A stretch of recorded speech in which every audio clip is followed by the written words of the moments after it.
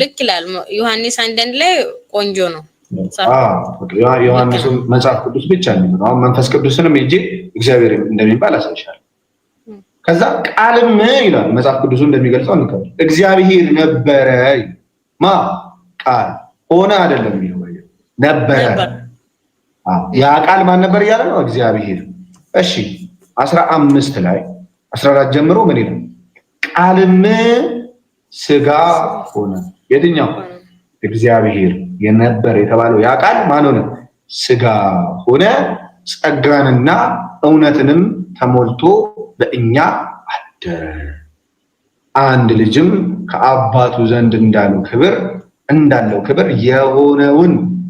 የሆነው ክብሩ ነው ለዚህ ያ ቃል እግዚአብሔር ነው ያለ ነው ነበረ ያለ ነው ሆነም አይደለም ያለው ነበረ ቀድሞውኑ ያ እግዚአብሔር የነበረው ቃል ግን ምን ሆነ ስጋ በእኛ ዘንድ አደረ ስለዚህ ወልድ ስጋ የሆነው ወልድ እግዚአብሔር የነበረው ነው ይላል እግዚአብሔር እንደነበረ አልክድም ግን ቃል የሚለው የእግዚአብሔር ንግግር ወይም የእግዚአብሔር መፍጠሪያ ባህሪ ነው ወይስ ለብቻው ቃል ነበር ቃል ማለት ነው እኛ ሎጎስ ነው አይደል ግሪክ ነው አካላዊ ቃል ነው እንደኛ እንደምንለው ዘሩ ቃል አካላዊ ቃል ያው እግዚአብሔርን ቃል ስንል ቃል በመጀመሪያም ቃል ነበረ ቃልም በእግዚአብሔር ዘንድ ነበረ ቃልም እግዚአብሔር ነበረ ነው አይደል የሚለው ጥቅሱ እዚህ ጋር ሁለት እግዚአብሔር እንዳይሆን እግዚአብሔር የሚናገር ቃል ነው የመፍጠሪያ ቃል እሺ ልክ ዘፍጥረት ላይ ሁለት እግዚአብሔር አለ ሆነ እንደሚለው ይሁን አለው ሆነ የሚባለው ዘረው ቃል ነው ደግሞ እናንቺ እንደምናወራው የመፍጠሪያ ቃል ዓለምን ይፈጥራል በክርስቶስ ኢየሱስ ዕብራውያን ላይ ዓለምን በፈጠረበት በልጁ ይላል ሲፈጥር ግን ያ ቃል አካላዊ ቃል ነው ልጅ ነው ሲጀመር ይሄ ቃል የተባለው ቀድሞውኑ ልጅ ነው ዕብራውያን 1 ምዕራፍ 2 ላይ ምዕራፍ 1 ቁጥር 2 ላይ ዓለምን በፈጠረበት በልጁ በዘመኑ መጨረሻ ተናገረ ስለዚህ ያ ቃል ኢየሱስ ነው ያ ቃል ራሱ ዓለም የተፈጠረበት የነበረ ነው እግዚአብሔር የነበረ ነው መጽሐፉ እንደሚለው ብቻ ነው እሺ ማብራሪያው እንዴ ማንቺም ማለት ለምን ከመጽሐፍ ቅዱስ አንተ እንደዚህ ነው የምትረዳው ይሄን ተረድቻለሁ ቃል የሚለው አካላዊ ቃል ነው አልከኝ አዩት እኔ የምረዳው ሳይሆን መጽሐፍ ቅዱስ የሚለው ሎጎስ ስለሆነ ሎጎስ ደግሞ አካላዊ ቃል ወርድ የሚለው እዚህ ጋር ቃሉ ማን ይለናል መጽሐፍ ቅዱሱ እግዚአብሔር ነው የነበረ ነው ያ እግዚአብሔር የነበረው ደግሞ ቃል ምን ሆነ ሰው ሆነ ወይም ስጋ ሆነ ከዛ በእኛ ዘንድ አደረ ምን ይያለ ነው ያ ስጋ የሆነው እግዚአብሔር የነበረው ነው ይያለ መጽሐፍ ቅዱስ እንደዚህ ነው አሁን መጽሐፍ ቅዱስ የሚናገሩን ብቻ እንከባል ይሄ የኔና አንቺ መረዳት በኋላ ይመጣል መረዳት ደግሞ እኛ በክርስትና ምናናምን ለምሳሌ የኔ የግል ማብራሪያ መኖር የለም ያምን መጽሐፉን ይጻፉ የነሱ ደቀ መዝሙሮች አሉ እሺ የነሱ ደቀ መዝሙሮች በቃል የተቀበሉ አሉ ይሄኛው ሲጽፉ ምን ለማለት እንደፈለጉ እነሱ ራሳቸው ይሄን አሁን እኛ እንደዛ ነው ተቀበሉ ክርስትና ላይ እሺ ክርስትና ላይ ዮሐንስ ለምሳሌ ዮሐንስ ራሱ ዮሐንስ ወንጌልን አሁን ቅድም ያልኩሽ ዮሐንስ 17 በዮሐንስ መልእክት ያብራራል አሳይሻለሁ እሺ እሱን ሄድልኝ ዮሐንስ 17 3 ላይ ያለው አንድ ወልድ መጽሐፍ ቅዱስ ማን ነው ይላል እግዚአብሔር ነው ይላል መንፈስ ቅዱስ እንዳሳይሽና ወደዛ ሄድልሻል የሐዋርያት ሥራ ምዕራፍ 5 ላይ ከቁጥር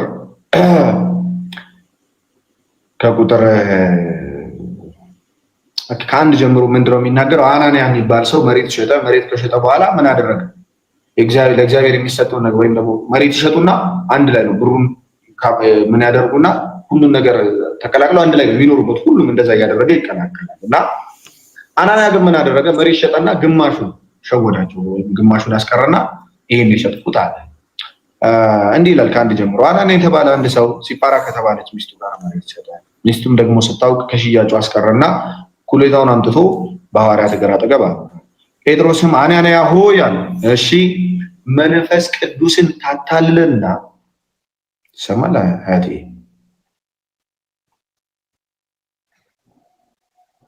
እሺ እታችን ስልክ ገብቶባት ነው ወይ እሺ ጥቅስ ያመጣሁ እሺ እህቴ አንድ ስልክ ስለያዝኩ ጥቅስ እያመጣሁ ነው። ኦኬ እንጨርስና ችግር ታመጫለሽ። ሐሳቡን ከነገርሽ እኔ ማገዝሻለሁ። አናንያ ሆይ መንፈስ ቅዱስን ታታልልና ከመሬቱ ሽያጭ ታስቀር ዘንድ ሰይጣን በልብ ስለምን ሞላ? ሳትሸጠው የአንተ አልነበረምን? ከሸጥኮስ በኋላ በስልጣን አልነበረምን? ይህን ስለምን በልብህ አሰብ? እግዚአብሔርን እንጂ ሰውን አልዋሸህም። ማን የተዋሸው? መንፈስ ቅዱስ። ያ መንፈስ ቅዱስ ማን ነው? እግዚአብሔር ብሎ ይፈታል። ስለዚህ መንፈስ ቅዱስ ማን ተብሏል? እግዚአብሔር ተብሏል። ወልድ ማን ተብሏል? እግዚአብሔር ተብሏል። ስለዚህ እግዚአብሔር አብ፣ እግዚአብሔር ወልድ የሚል አለ መጽሐፍ ቅዱስ ላይ። ያው የአብን ጥያቄ የለሽም ብዬ ነው፣ ካለ የአብንም አሳይሻለሁ። በዮሐንስ ወንጌል ምዕራፍ 17 ላይ ወደ ጠቀሽው እንሂድ። አያቴ እንሂድ። ኢየሱስም ይህን ተናግሮ ወደ ሰማይ ዓይኖቹን አነሳና ኢየሱስ ያለውን እንስማ እስኪ። አባት ሆይ አለ። ስለዚህ ኢየሱስ ምን አለው? አባት አለው ማለት ነው።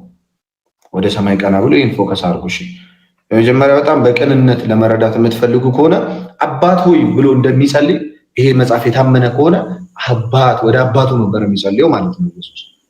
እሺ ስለዚህ ኢየሱስ አይቀበልም ማለት ነው። ይሄ አልወለደም አልተወለደም የሚለውን ቃል አይቀበልም። ምክንያቱም አባት ሆይ ይላል ኢየሱስ ራሱ ሲጸልይ።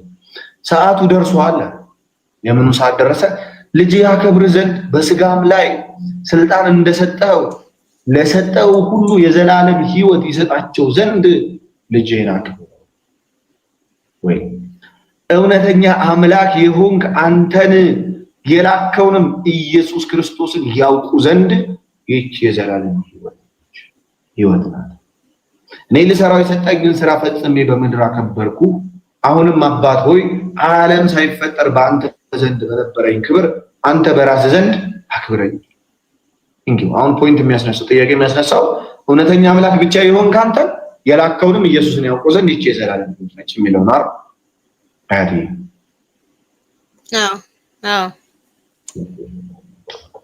ወይ እንዲህ ይላል ጌታ ኢየሱስ ክርስቶስ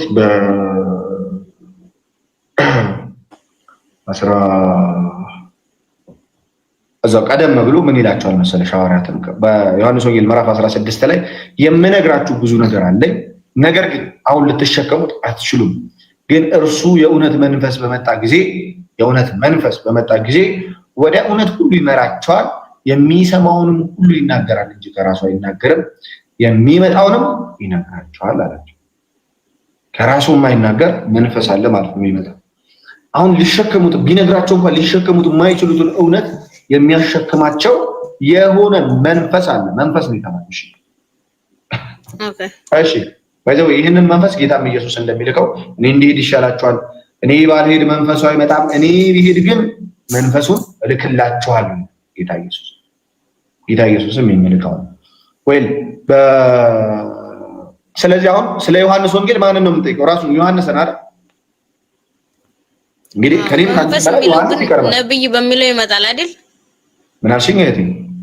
ነብይ በሚለው ይመጣል መንፈስ የሚለው ሐሰተኛ መንፈስ ተመጣ አትቀበል ትምህርቱን የሚል አለ ሌላ ጥቅስ አይደለም። መንፈስን ሁሉ መርምሩ፣ መንፈስ ከእግዚአብሔር ሆኖ መንፈስን ሁሉ አትመኑ፣ መንፈስ ከእግዚአብሔር ሆኖ እንደሆነ መርምሩ ይላል። ለምሳሌ አንድ ሰው በዛ መንፈስ ተጠቅሞ ያንን መንፈስ ተጠቅሞ የሆነ በትር እባብ ስላደረገ እናም ነው። ለምሳሌ እዛው ላይ ምን እንደሚል አሳይሽ። ለምሳሌ እሱ ጥቅስ ያለው አንደኛ ዮሐንስ መልእክት ምዕራፍ 4 ከቁጥር 1 ላይ ወዳጆች ሆይ መንፈስን ሁሉ አትመኑ፣ ነገር ግን መናፍስት ከእግዚአብሔር ሆነው እንደሆነ መርምሩ፣ ብዙ ሐሰተኞች ነቢያት ወደ ዓለም ወጥተዋልና። የእግዚአብሔር መንፈስ በዚህ ታውቃላችሁ፣ ኢየሱስ ክርስቶስ በስጋ እንደመጣ የሚታመን መንፈስ ሁሉ ከእግዚአብሔር ነው። ኢየሱስ ክርስቶስ በስጋ እንደመጣ የማይታመን መንፈስ ሁሉ ከእግዚአብሔር አይደለም፣ ይህም የክርስቶስ ተቃዋሚ ነው። ተቃዋሚው መንፈስ ነው።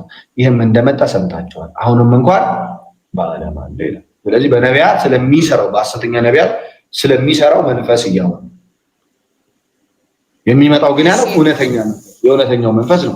ይህም መንፈስ ደግሞ እዛው የሐዋርያት ሥራ ምዕራፍ 2 ላይ መጣ።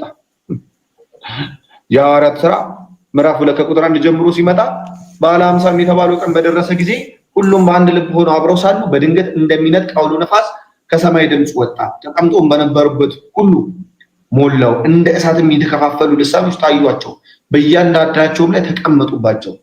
በሁሉም መንፈስ ቅዱስ ሞላባቸው፣ መንፈስም ይናገሩ ዘንድ እንደሰጣቸው በሌላ ልሳኖች ይናገሩ ጀመረ።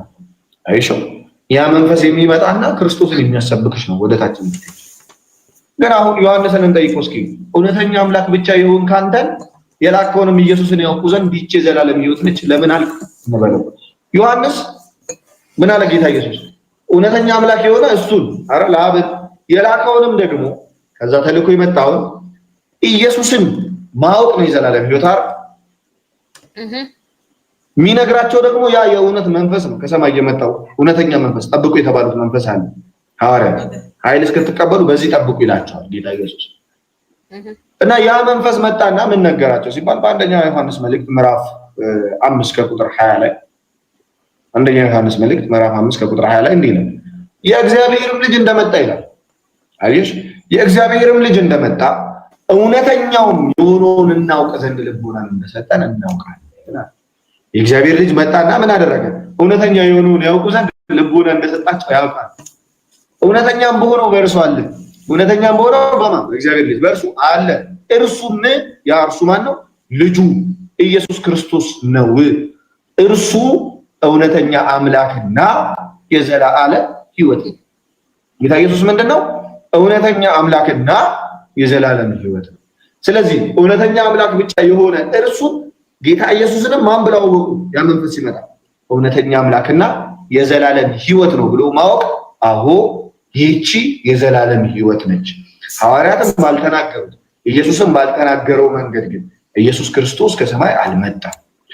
ኢየሱስ ክርስቶስ ሰማያዊ አይደለም፣ ከምድር ምድራዊ ነው የሚል መንፈስ ግን ከማን ነው አለ? ሐሰተኛ መንፈስ ነው ብሎ ነገረ።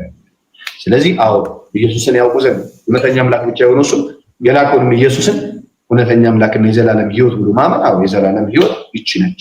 ለዛ ብለን እናምናለን ክርስቲያኖች። አመሰግናለሁ። ምርጥ አገላለጽ ነው። እሺ ሌላም ጥቅስ አለ። አንተ ማሻአላ ምርጥ የመጽሐፍ ቅዱስ እንትን አለ። ታንተን ጥቅስ እሰጥሃለሁ። ዮሐንስ ወንጌል 5:26 ከ26-30 እስኪ ይልኝ። እሺ ዮሐንስ ወንጌል 28 እና 30 ላይ ነው ዝሮ 5:26 5:30 5:28 26 እና 28 ከ26 ጀምሮ እስከ 30 ድረስ ባለው። እሺ አብ በራሱ ሕይወት እንዳለው እንዲሁ ደግሞ ሲካላ ጀምሮ እናንተ ወይ የነገራቸው ነው ለአይሁዳውያን። እሺ እውነት እላችኋለሁ ሙታን የእግዚአብሔርን ልጅ ድምጽ የሚሰሙበት ሰዓት ይመጣል፣ እርሱም አሁን ነው። የሚሰሙትን በሕይወት ይኖራሉ። አብ በራሱ ሕይወት እንዳለው ደግሞ ለወልድ በራሱ ሕይወት እንዲኖረው ሰጥቶታልና የሰው ልጅ ስለሆነ የሚፈርድ ዘንድ ስልጣን ሰጠው። በመቃብር ያሉት ሁሉ ድምፁን የሚሰሙበት ሰዓት ይመጣል። መልካምም ያደረጉ ለሕይወት ትንሣኤ፣ ክፉም ያደረጉ ለፍርድ ትንሣኤ ይወጣል። በዚህ አትደነቁ። እኔ ከራሴ አንዳች ላደርግ አይቻለኝም፣ እንደሰማው ፈርዳለሁ፣ ፍርዴም ቅን ነው። የላከኝም ፍቃድ እንጂ ፍቃዴን አልሻምና እኔ ስለ እኔ ራሴ በመሰክር ምስክሬ እውነት አይደለም። ስለ እኔ የሚመሰክር ሌላ ነው፣ እርሱም ስለ እኔ የሚመሰክረው ምስክር እውነት እንደሆነ አውቃለሁ። እናንተ ወደ ዮሐንስ ልካችኋል፣ እርሱም ስለ እውነት መስክሯል። እኔ ግን ከሰው ምስክር አልቀበልም። እናንተ እንድትድኑ ይህን እላለሁ እንጂ። እርሱ የሚነድና የሚያበራ መብራት ነበረ። እናንተም ጥቂት ዘመን በብርሃኑ ደስ ሊላችሁ ወደዳችሁ። እኔ ግን ከዮሐንስ የሚበልጥ ምስክር አለኝ። አብ ልፈጽመው የሰጠኝ ስራ፣ ይህ የማደርገው ስራ አብ እንደላከኝ ስለ እኔ ይመሰክራል። የላከኝ አብም እርሱ ስለ እኔ መስክሯል። ድምፁን ከቶ አልሰማችሁ፣ መልኩንም አላያችሁም ይላል። እርሱም የላከው እናንተ አታምኑም እና በእናንተ ዘንድ የሚኖር ቃሉ የላችሁ። እሺ ፋክት ለምንድን ነው? ሁለት ፖይንቶች አሉ። የመጀመሪያው አብ በራሱ ሕይወት እንዳለው ለወልድ በራሱ ሕይወት እንዲኖር ሰጥቶታል። ስለዚህ አብ ሕይወት ሳይሰጠው በፊት ክርስቶስ ነበር። አረ አብ ነው መጀመሪያ ያለው እንጂ አብ እሺ ችግር የለውም። አብ አሁን ወደ ቀደሙ ፖይንት ነው። በራሱ ሕይወት እንዳለው ለወልድ ህይወት እንዲኖረው ሰጥቶታል አለ። ቴንክ ዩ። ሌላ ቦታ ደግሞ ምን ይላል? እኔ በአብ እንዳለው አብን በእኔ እንዳለ አታምኑም ምን ይላል? አላስ ቴንክ ዩ። አብ አንድ ነን ይላል እሱ። ችግር የለም። እኔና አብ አንድ ነን እንትን እሱን አይደለም እንዴ። አብ መቼ ነው የነበረው? አብ ፍጥረት ሳይፈጠር ዘመን ሳይቆጠር በፊት። ማን ነው ስሙ? አብ ፈጣሪ አስገኝ። አባት። አብ ማን ነው ስሙ? ምን ማለት ነው? ያኒ ፈጣሪ አስገኝ አባት ለሚለው አባት ለሚለው ሲገባ ደግሞ አብ ማለት አስገኝ ማለት አብ ማለት ፋዘር ነው። እሺ አባት ነው። ፋዘር ኢዝ አስገኝ የሚለው ከአብ ጋር ማስገኘት ሲባል ከምን አንፃር ነው? ከአባትነት አንፃር ነው። አብ የተባለ ሳያስገኝ አብ አይባልም። ከማስገኘቱ በፊት አብ የሚባል ስም የለውም። እሺ ፈጣሪ አስገኝ ከሆነ ያለሽ አስገኝ ከሆነ ከማስገኘቱ በፊት ተማስገኘቱ በፊት መለኮት ነው። ጥቅሱ ላይ ያየን አይደል የምናወራው? አብ በራሱ ህይወት እንዳለ አለ ለወልድም በራሱ ህይወት እንዲኖረው ሰጥቶታል። ሲጀመሩን ማን ብሎ እየጠራ ነው? አብ እያለው አይደለም? አብ ማለት ደግሞ አባት አይደለም? አባት የሚባለው ደግሞ ልጅ የሌለው አካል አባት አይባልም። እሺ ለዛ ነው አብ እንዲኖር ወልድ ያስፈልገዋል። ለምን? አብ ራሱ አይኖርም ያለ ወልድ። ምክንያት አብ እንዲባል ልጅ ያስፈልገዋል። አንድ ሰው አባት እንዲባል፣ አንድ ሰው አካል እንዲባል ምን ያስፈልገዋል? ልጅ ያስፈልገዋል። ያለ ልጅ አባት አይባልም። ማለት ሰው አብ ተብሎ አይጠራም። እያወራ ያለው ስለ አብ ነው። እግዚአብሔር በአብ ከተገለጠ ኢየሱስ ክርስቶስ አባቱ አይደለም የባህሪ ነው እንጂ ከማርያም ጋር ምን ኢየሱስ በመጽሐፍ ቅዱስ ከማርያም ነው እንደግኝቱ በፊት ነበር እንዴ? አብርሃም ሳይወለድ ነው ያለው አይደል እንዴ? በህልውና በቃል ነው ያለው። ቃል ስለተገባ እሺ ከአባቴ ዘንድ ወጥቼ መጣሁ አይደል? የሚል አለ። ቃል እኮ ነው። ቃል ነው። በቃል ከማርያም ስጋ ነስቶ ቃል ስጋ የሆነው ማለት ነው። አሁን ወደ ትርጉም እኔም አንቺም ወደ ትርጉም እየገባን አይደለም። እሺ ወደ ትርጉም አንቺም አሁን እንደዚህ ነው ካልሽ ይሄ ተረት ይባላል። ምን የሆነ ቦታ የሰማሻት ትርጉም እንደ ዮሐንስ አስረዳኝ። ኢስ ኦኬ ችግር አሁን አንቺ ስለ ክርስትና ከሙስሊሞች የሰማሽውን እየመጣሽ ትርጉሙ እንደዚህ ነው፣ በዚህ ነው የነበረው አይልም። እንደዛ ነበረ ኦሬዲ እግዚአብሔር ነበረ እያለሽ ነው ቃል። ስለዚህ ዮሐንስ የሚለውን እንቀበልና ትርጉሙን ግን እንዴት ነው ያለው በምንድን ነው ያለው የሚለውን እኔ በዛ ጊዜ የነበሩ ክርስቲያኖች የተረጎሙት ኮሜንታሪ አለ፣ እሱ ነው ያለው። አንቺ ደግሞ አይ ሙስሊሞች የሚተረጉሙትን ሰባለው ማለት ነው። እዚህ ጋር ግን ለክርክር ያለ ነው ሙስሊሞች እሺ ማን ያለ በቃል እንደ ቃል ነው እንጂ ቅድም ቃል ነበረ ቃልም ስጋ ሆነ እንደሚለው ነው እንጂ እኮ እንደ ሙስሊሞችም አይመለከተንም። እንደ ዮሐንስ እንደ መጽሐፍ ቅዱስማ እግዚአብሔር ነበረ ቃል ብሎ ቃሉ እግዚአብሔር ነው ያለ እግዚአብሔር ነበረ ቀድሞ ቃሉ ራሱ እኮ እግዚአብሔሩ ስጋ ነሳ ከማርያም እኮ ልትለኝ ነው። ያ እግዚአብሔር ስጋ ሆነ ይላል መጽሐፉ ይላል እንደዛ ቃሉ ስጋ ሆነ ከማርያም ስጋ ነሳ እውነት ነው ይላል መጽሐፉ ይላል። ስለዚህ ያ እግዚአብሔር አሁን ምን እያልኩሽ ነው? በደንብ አዳምጪ። ስጋውን ነው አብ እና ወልድ የሚለውን እህድና ደግሞ ቀጣዩ እንድናነብ። እሺ የመጀመሪያው ጌታ ኢየሱስ በሌላ ቦታ ምን ይላል? እኔ በአብ እንዳለው አብም በእኔ እንዳለ። ኢየሱስ በአብ ነው ያለው፣ አብም ደግሞ በኢየሱስ ነው ያለው። ለምን? ልጅ ከሌለ አባት የለም፣ አባት ከሌለ ልጅ የለም። እሺ ሁለቱ የእግዚአብሔር መገለጫ ናቸው። ሶስቱ አይደል? ሥላሴ የምንለው እግዚአብሔር ራሱን የገለጠበት። እግዚአብሔር አብ ስንል አብ የሚለው ቃል ራሱ ትርጉሙ አባት የሚል ትርጉም ስላለው የአባት መኖር ሁል ጊዜ አለ ከተባለ ከዘለዓለሙ ሁል ጊዜ ከዘለዓለሙ ልጅ አለው ማለት ነው።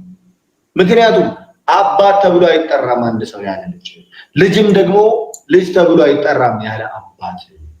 ስለዚህ አዎ ክርስቶስ ከአብ ነው የተገኘው ብለን እናምናለን። ልክ ከላይተር ውስጥ ብርሃን ስታወጪ ከላይተሩ ሙቀት እንደሚወጣ ከላይተሩ ከአካል ውስጥ ምን ይወጣል?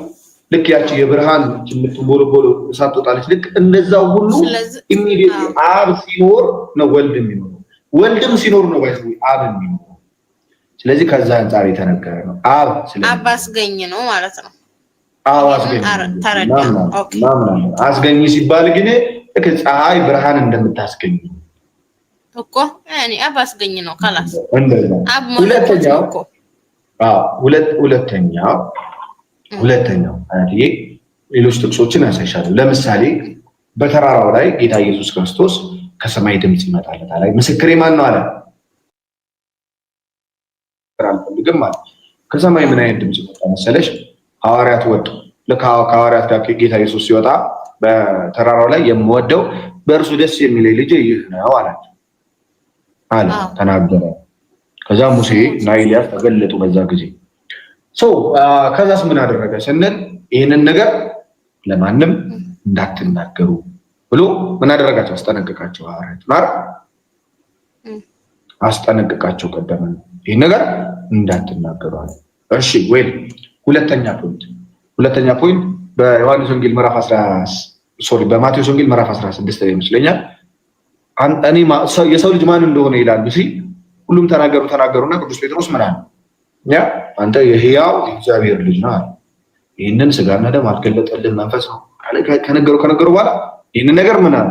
ለማንም እንዳትናገሩ እስከ መቼ?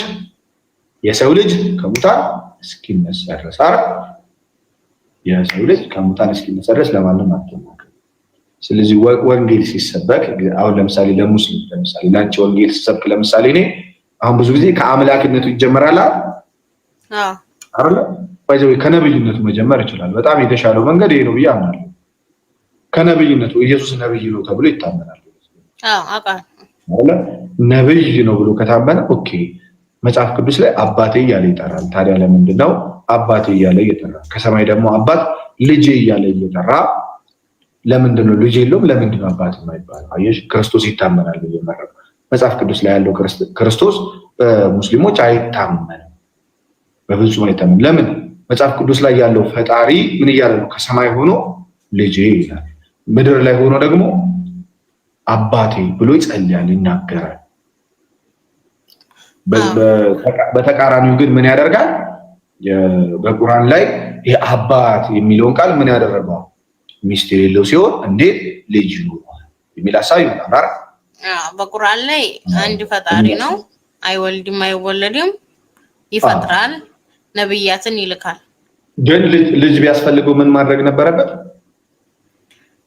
ልጅ አያስፈልገውም፣ ለሱ የተገባ አይደለም እንጂ ልጅ ቢፈልግ ኑሮ ያኔ ይችል ነበር ነው። ሚስት የሌለው ሲሆን ልጅ እንዴት ይኖራል ነው አይደል? ነገር እኛ ከሚስት ተወለደ ብለን ሚስት የሌለው ሲሆን ማለት ያኔ ሳሂባ ማለት ሳሂባ ነው የሚለው አረበኛው። ሳሂባ ማለት ጓደኛ፣ ቢጤ፣ አጋር ልጅ የሚወለደው እኮ አጋር የትዳርም ሆነ የእሱን የሚስተካከለው ሳሂባ ማለት ወደች ለተንተውና 30 ያለው ቁርአን የሚለው ልነግርሽ ነው። ቁርአን ምን ይላል? አውጥቼ እንትልዋለሁ። አትሊስት ሰው አንድ ወንድ አንድ ሴት ያስፈልጋል ለልጅ። ፈጣሪ ጾታ የለውም በነገራችን ላይ። አንድ ወንድ አንድ ሴት ያስፈልጋል። ግን ሚስት የሌለው ሲሆን ይላል አይደል ቁርአን። ልጅ እንዴት ይኖራል? ምን ያስቀምጣል? ቅድመ ሁኔታ አሉ። እኛ ግን እንደዛ ብለናል። ክርስቶስ ዓለም የተፈጠረበት ነው ብለን እናምናለን። በዕብራውያን በእናትም እኮ ስም ነው እንጂ ቀጥታ ባዮሎጂካሊ አባት አይደለም። ባዮሎጂ የሚለው ቃል ራሱ ፍጡር ስለሆነ ክርስቶስን ሊገልጸው አይችልም። መገኘት ነው። ወይም ደግሞ ፀሐይ ብርሃኗን እንደምታስገኘው አስገኘ ብለን እናምናለን። ይህንን ቁርአን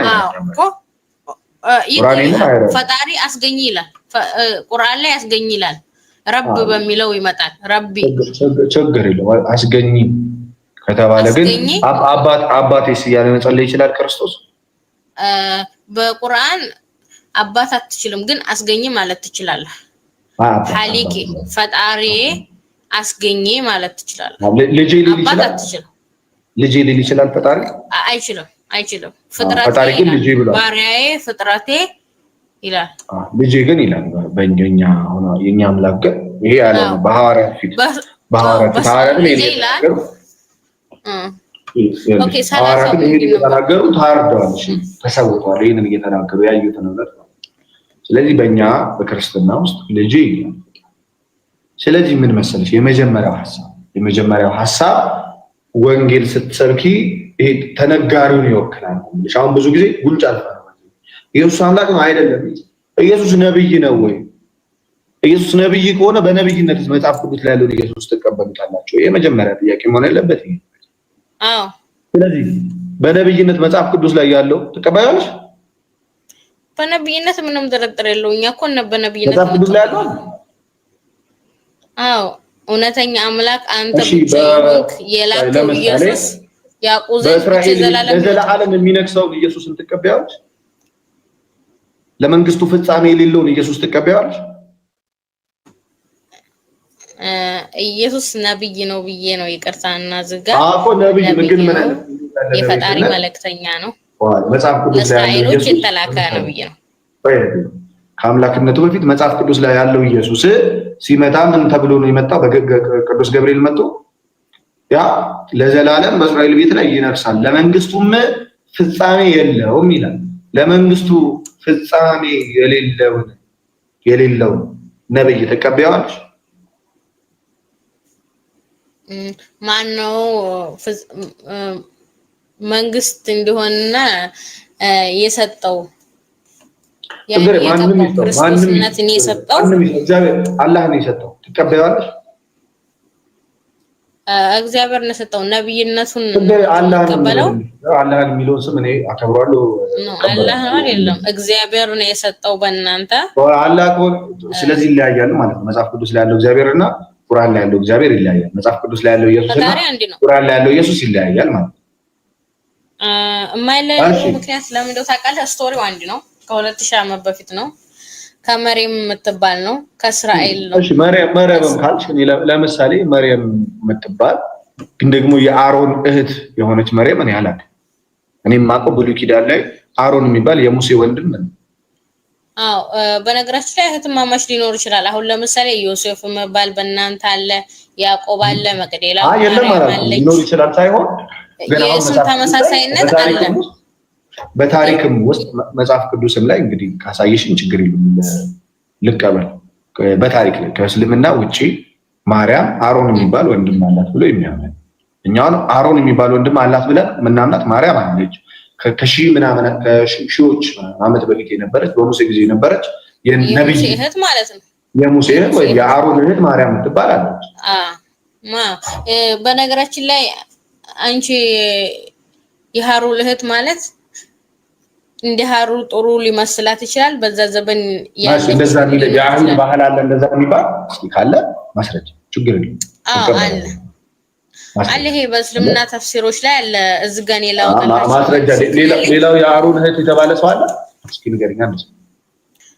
ሌላ የሃሩን እህት የተባለ የለም፣ ግን የተፍሲሮች ማብራሪያ አለ። እዝጋኔ ሌላ ስልክ አለ ያስቆም ሰው ይሄ ተፍሲሮችማ ለኔ ማስረጃ ይሆናል። አይሽ ተፍሲር ማለት ተፍሲሮችና ከሙሐመድ በኋላ ከቁርአን በኋላ ከሙሐመድ በኋላ እስልምና ላይ ያሉ ሰዎች የተናገሩት ነገር ነው እንጂ ታሪካዊ ማስረጃ ሊሆን አይችልም።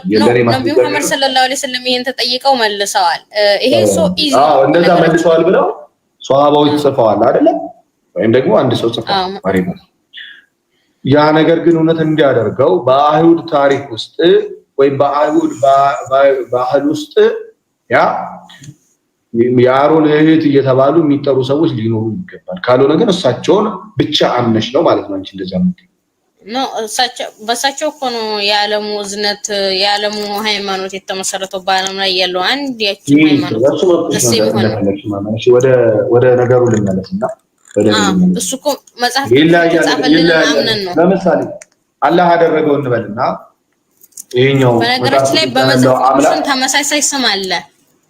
ተመሳሳይ ስም የለም መሻልኩኝ አለ አለ ሰው ለክብር የአሮን ተብሎ ይጠራል የሚለው ቃል መጽሐፍ ቅዱስም የለም በአይሁድ ታሪክም ካለ ስጪኝ። አሁን ለምሳሌ ዮሴፍ የሚባል የያዕቆብ ልጅ ነው። ዮሴፍ የሚባል በማርያም አለይሂ ሰላም ጊዜ አለ በእናንተ ማለት ነው። ያዕቆብ የሚባል በማርያም ዘመን ነበረ። እሺ በማርያም ዘመን ነበረ እኮ ችግር የስም መመሳሰል የለም። ግን ያዕቆብ አሁን ይሁዳ የሚባል የእግዚአብሔር አሁን ቃል የጻፈል መጽሐፍ ቅዱስ የጻፈልን ይሁዳ የሚባል አለ። እሺ ይሁዳ ደግሞ የሚባል ደግሞ ክርስቶስን የከዳው አለ።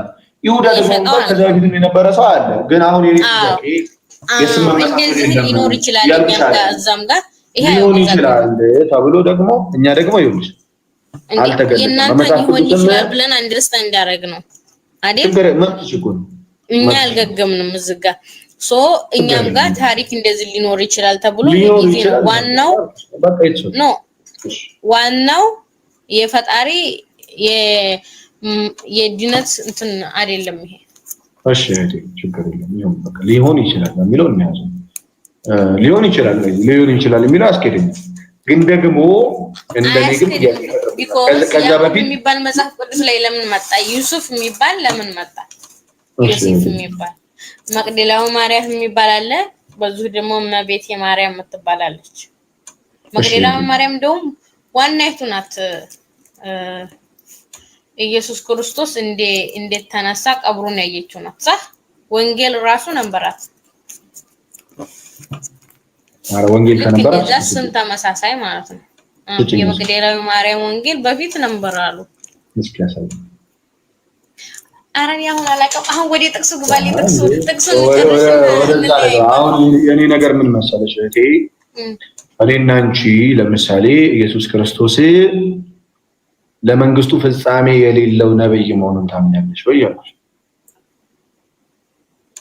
ፈጣሪ የቀባው የላከውና ፈጣሪ የቀባው የላከው ችግር እስከዚህ መስማማና ለመንግስቱ ግን ፍጻሜ የለውም።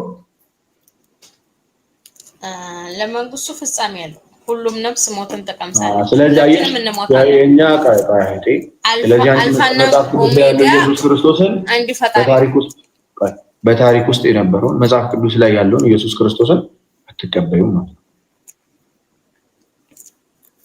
አዎ አይ ሪስፔክት በስ አልቀበለውም።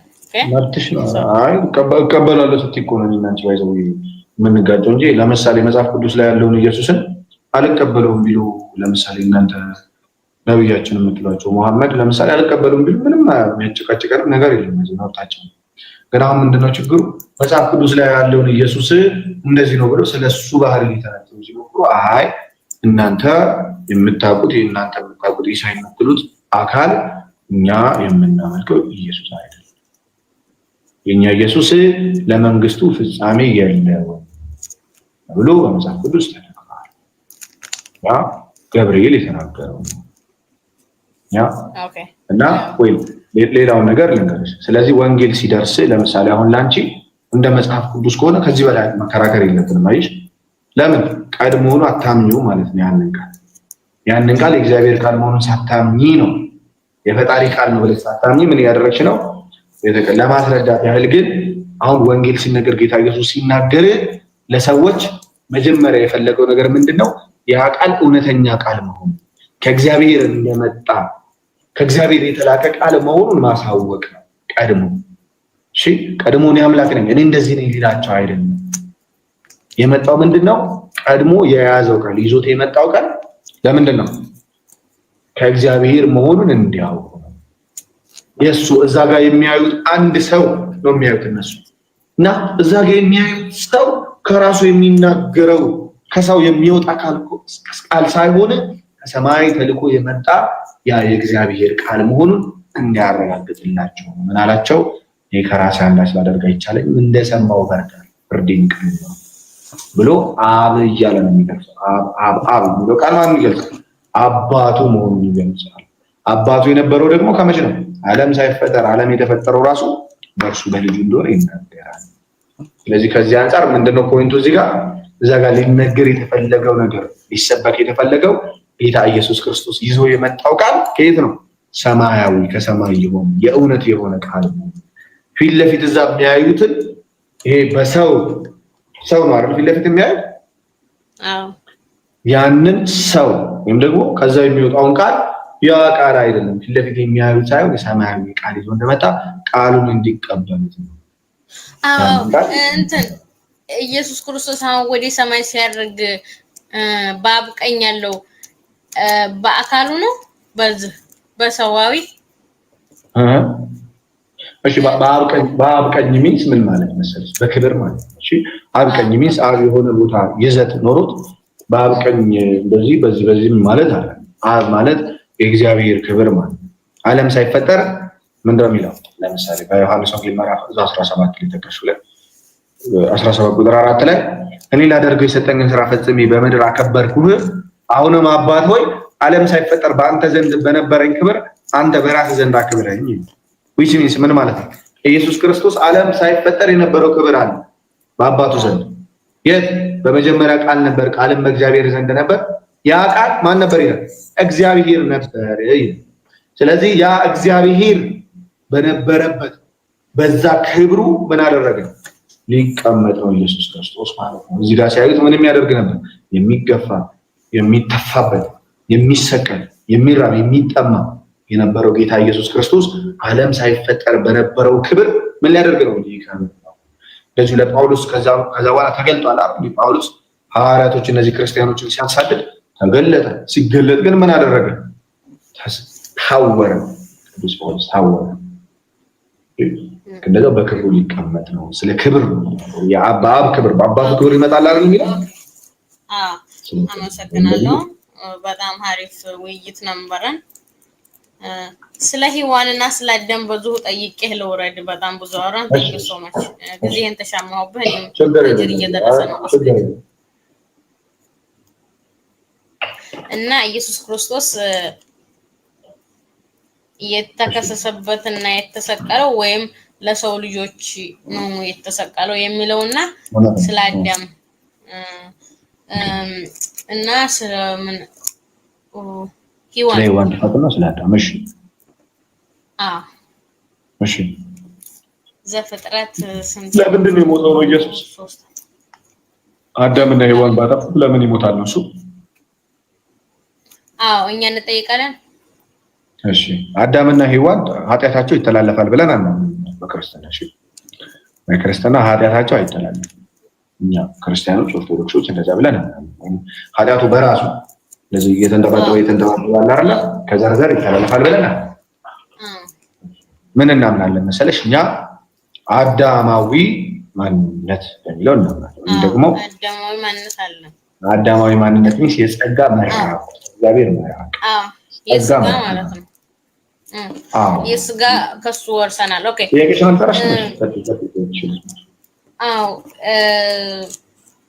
ገነት ላይ ይሄን ዛፍ እንዳትበሉ ተበላችሁ የሞትን ሞት ትሞታላችሁ ነው ያለው። ሞትን ትሞታላችሁ አላችሁ። እሺ ሞትን ትሞታላችሁ ነው ያለው። ሞትም ራሱ ስንት እንደሆነ በመጽሐፍ ቅዱስ አሁን ሞት ትሞታላችሁ ብሎ አልሞቱም፣ ወደ ምድር ነው የመጡት። እውነት ነው። ፖይንቱ ጋር አልሞቱም። ዘፍጥረት 22 ላይ ነው 22 ላይ ነው መሰለኝ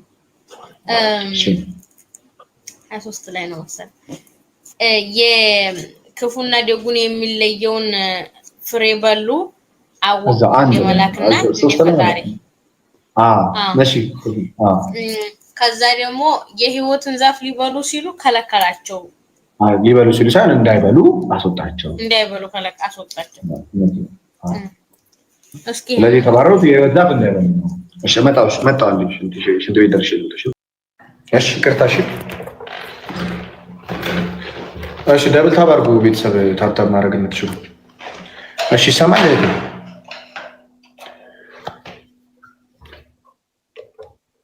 ይሰማል። እሺ ጥሩ መረዳት አለች ጎበዝ። እሺ እንዲህ ይላል። የመጀመሪያው ጥያቄዋ ምንድን ነው? እህታችን ትሞታላችሁ፣ ከዚህ ፍሬ በበላችሁ ጊዜ ትሞታላችሁ ተብሏል። ግን አልሞቱም። ሞትን ትሞታላችሁ ተባለ፣ ግን አልሞቱም። ሁለተኛ ፖይንት ሲበሉ ይልቁንም ምን ሆኑ? ክፉና ደጉን አወቁ። ሶስተኛው ከገነት የወጡበት ምክንያት ደግሞ ምን ይሆኑ? ከሕይወት ዛፍ እንዳይበሉና ለዘላለም እንዳይኖሩ። ይሄ በጣም ወሳኝና መጽሐፍ ቅዱሳዊ ጥያቄ ነው። ወይ የመጀመሪያው ሐሳብ ሞት ስንት ነው እንዳለ ሞት ስንት አይነት ሞት አለ ተገልጿል ባይብል ላይ። እሺ ለምሳሌ ከእግዚአብሔር መለየት ሞት ተብሎ ተገልጿል። ቀደም የጠቀስኩት ጥቅስ ላይ ለሙታን ያ ይሰበካል የሚለው ለሙታን ይሰበካል። ሙታን ማለት እግዚአብሔርን የማያውቁ ሁሉ ከእግዚአብሔር የሚርቁ ሁሉ ማን ይባላል? ሙታን ይባላል። ሙታን ይባላል። እሺ ሁለተኛው ደግሞ ይሄ ስጋ ሞት የምንለው አለ አይደል? ይሄ የስጋ ሞት የምንለው ራሱ እንደሚሞት ታውቂያለሽ? በመጨረሻ ይሞታል። ዮሐንስ ራእይ ላይ ይሄ ሞትና ሲኦል ራሱ ተጠቃለው ምን ያደርጋሉ ይላል? ወደ ገሃነም ይገባሉ፣ ወደ ገሃነም ይጣላሉ። መጨረሻ ላይ ሞት ይሞታል። ሞት ራሱ ምን ይሆናል? ወደ ገሃነም ይጣላል። ወይ የመጀመሪያው ስለዚህ የመጀመሪያው ሀሳብ ምን ያደረገ አዳም ፍሬዋን ሲበላ እርቃን አይደል ያየው እንዴ? እርቃን አየና ምን አደረገ? ከእግዚአብሔር ሸሸ። ከሸሸገ ሰይጣኑ ታውቃላችሁ ብሏቸው ነበረ። ታውቃላችሁ ግን ያወቀው ምንድን ነው? እግዚአብሔር አወቁ ምንድን ያወቁት? ክፉና ጥሩ ነገር ነው እንዳይ በፊት ጥሩ ነገር እውር አልነበሩም በፊት ያ ያለው ግን በእግዚአብሔር ተመለየት በመንፈስ ሞት ሙተዋል። ግን ሰይጣኑ ያላቸው ልክ ነው። እንደ እግዚአብሔር ሞት ካለ የመንፈስ ሞት ከሆነ ከእግዚአብሔር መለየት ከሆነ እግዚአብሔር ለገለጸልሽ እሺ መጀመሪያ በእግዚአብሔርን ትእዛዝ በመጣስ እሺ የእግዚአብሔርን ትእዛዝ በመጣስ ያንን ፍሬ ሲበሉ የመጀመሪያው እርቃን አየ። እሺ እርቃን ማለት ለኃጢአት ተጋለጠ ማለት ነው። እሺ ኃጢአት ማየት ጀመረ። አዳም ኃጢአታቸው ያውቅም ከዛ በፊት ኃጢአት ማየት ጀመረና ፈራ፣ ደነገጠ። የእግዚአብሔርን ድምፅ ሲሰማ መሸሽ ጀመረ። አዳም ወዴት ነህ አለው። ድምፅህን ሰማው ፈራውና ሸሸው አለ። ራቆቴን ስለሆንኩ ሸሸው አለ። ራቆትን መሆንን በምን አወክ? አትብላ ካልኩ ፍሬ በላህን አለ። አዎ ሴቷ አሳሳተችኝና በላሁ። ከእግዚአብሔር ተለየ፣ ሸሸ ማለት ነው የመጀመሪያው። የመጀመሪያው ጸጋው ተገፈፈ። እሺ የተገፈፈው ያን እግዚአብሔርን መሰለ ሲባል ምን አደረገ? ክፉና ደጉን ለማወቅ መጀመሪያ የሚያውቃል እኮ ሬዲ አዳም አትብላ የተባለውን አልበላም ብሎ የሚበላውን እየኖረ ነበር። አይኑ እውር አልነበር። ግን ደግሞ ከዛ በኋላ ምንድነው የኃጢአት ስጋን ያዘ። ለኃጢአት የሚገዛ ከእግዚአብሔር የሚሸሽ እንደ እግዚአብሔር መሆን የማይችልን ማለት ነው። ያንን የደከመ ስጋ ያዘና ተረገመ። በዛ ላይ ተረገመ፣ እርግማን ደረሰበት። ወይ የመጀመሪያው ይሄ ነው። እሺ ከእግዚአብሔር መለየቱና ጸጋው መገፈፉ ያዳም ኃጢአት መመልከቱና ምን ማለት ነው? ጸጋው ተገፈፈ ያዳም። ከዛስ ከህይወት ፍሬ ደግሞ እንዳይበላ አለ። ለዘላለም ደግሞ እንዳይኖር ከገነት እናስወጣ። ትልቅ ፖይንት ነው ይባይዘ። ከህይወት ዛፍ ከበላ ምን ያደርጋል መሰለሽ? የእግዚአብሔር ቃል ለምሳሌ ፈጣሪ ይሄንን ነገር ካለች እንዲህ ይሆናል ብሎ ካደረግሽ ያንን ነገር የሚታጠፍ ነው እንደ እግዚአብሔር ቃል? የእግዚአብሔር ቃል አይታጠፍም። ስለማይታጠፍ አዳም በደለና ልክ እንደበደለ ከእግዚአብሔር እንደሸሸ ያችን የህይወት ዛፍ ከበላ ለዘላለም እንደበደለ ነው የሚኖረው። እሺ በደለ ነው ግን ይቅርታን አላስተማሩም። የኃጢአት መጀመሪያ ነው። ኃጢአት ያው መጀመሪያ በሰማይ ቢሰራም ሰይጣን ቢሰራም በሳስታቸውም የእግዚአብሔርን ይቅርታ ቃል ማጠፋ አይሆንም። ይቅር ይባላል። ይቅርታማ አረጋለሁ ይቅርማ ተብሎ እኮ ነው ክርስቶስ የመጣው። በሰማንያ አሐዱ ላይ ይቅርታ ተብሏል የሚላል የአፈር ይቅርታ ሲል ምናምን የሚል ጥቅስ ነው። ይቅርታ ተደርጎለታል አዳም። በማን ነው ግን? በክርስቶስ ነው ይቅርታ የተደረገ። አይሽ የእግዚአብሔር ቃል ስለማይታጠፍ ከእግዚአብሔር የወጣው ቃል ዝም ብሎ እንደ ሰው ዝም ብሎ የሚተጣጠፍ ስላልሆነ ይሄ ነው ፖይንቱ። እሺ አዳም ይቅርታ ተደረገለት። አዳም ግን ይቅርታ ሲደረግለት በማን ነው ይቅርታ የተደረገለት? በክርስቶስ ነው። እሺ አዳም ላይ የታዘዘውን ነገር ማን ተቀበለ? ያ ያልበደለው መጥቶ ተቀበለው። ከዛስ ተቀብሎ ምን ያደረገው? ምንድነው ጥቅሙ? ለምሳሌ ከህይወት ዛፍ ዝም ብሎ በልቶ ቢሆን ምን ይሆናል መሰለሽ? እንደዛው እንደበደለ ለዘላለም ይኖር ነበረ። የዘላለም ህይወት ያገኛል። ስለዚህ የዘላለም ህይወት ከክርስቶስ በኋላ መሆን ነበረበት።